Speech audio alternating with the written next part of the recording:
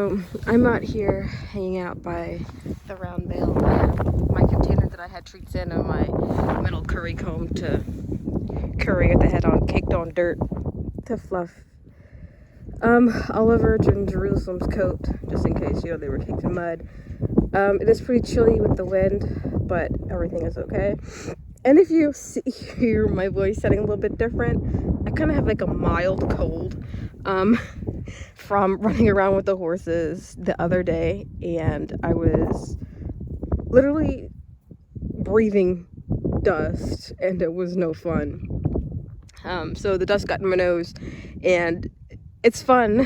Fun fact, I'm actually allergic to horses and like sawdust and stuff, but of course I have 2 horses and I love horses. I was going to be around horses, but if it was severe, yeah, I still would do it.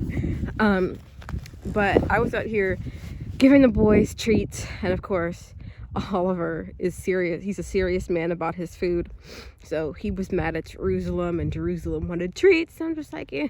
So I had to run him off a couple times. Well, not like run him off, just tell him, hey, back up so I can give him a treat.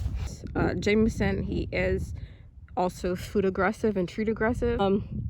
So there isn't really much herd behavior going on today, except for the little bits when they were trying to fight over the treats.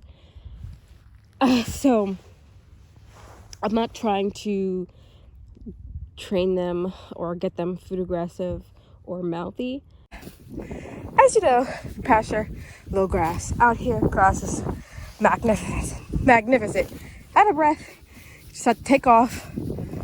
I tried to put the lead rope around his neck because I knew he would take off. And he ran around the whole field. And of course, he ended up getting tired because he kept running and he thought I was just gonna, stop and just let him whatever.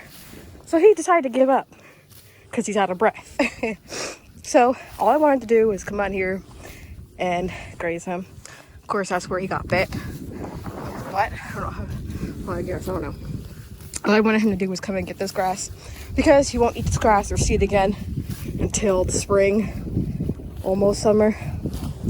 So I want him to get it now so I could get his nutrients and whatnot after being in the quarantine for like 10 days.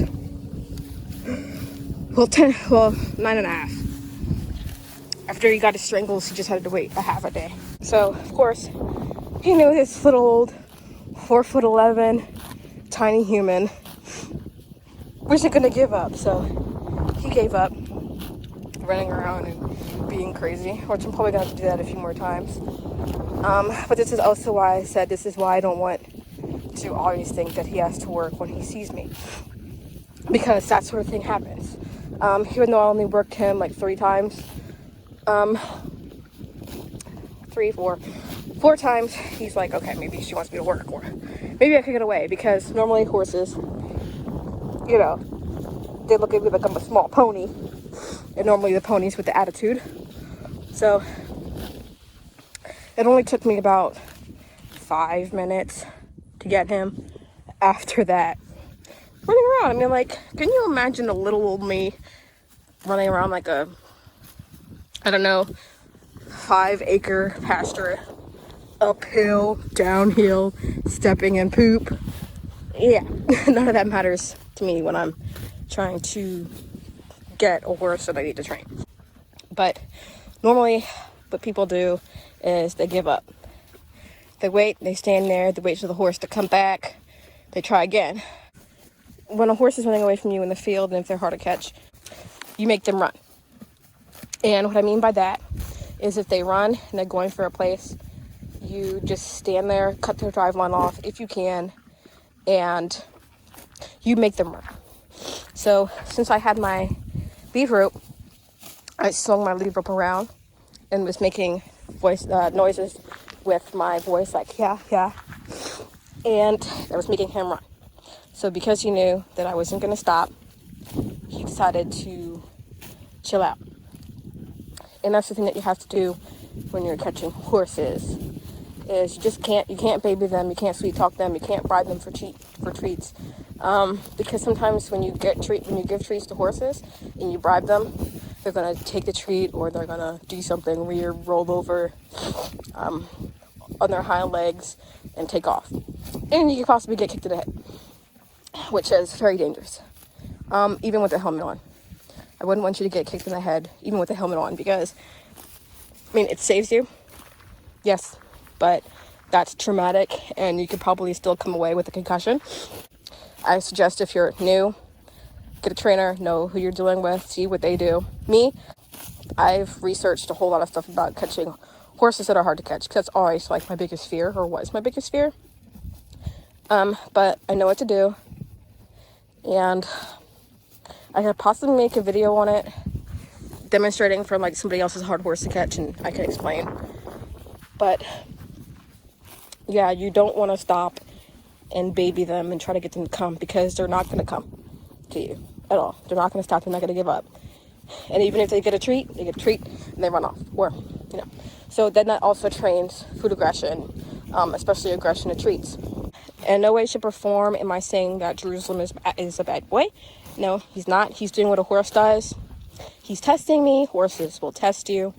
They will test your strength, your weaknesses. They pick up on different things and different changes. He can be a good horse to catch him. I might have a limp one day and be off, or just something, and he would know, and he would try to run away, because he would know that if I'm on crutches, I can't chase him around.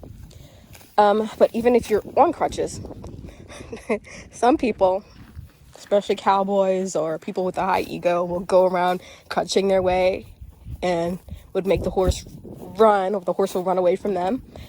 And eventually the horse is like, geez, even this person on crutches can catch me. So that's kind of the mindset of horses.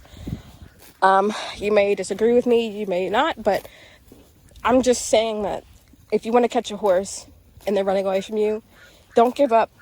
I know it's kind of nerve-wracking. It makes you angry. Some people angry, makes some people sad. I mean, it might not even take you 5 minutes. Sometimes it could take up to an hour. But it's up to you whether or not you want to give up. A horse will give up eventually, not because it is fearful. And I don't mean go out and run your horse to death where he or she is sweating bullets, shaking, breathing heavy. Like, he wasn't even breathing heavy when I got there. He was just like, because he can run for a long time. Because when he got first turned out, he was running around for 20-30 minutes, gallop, at a full gallop. After 5 minutes, he was just like, okay, she's not giving up. And he just decided to stay there and just stand. That is what was happening, and that was going on, and I wanted to talk about that and record that. But I'm gonna sign off now, and I'll see you guys in another video. You can tell me what you're feeling while you just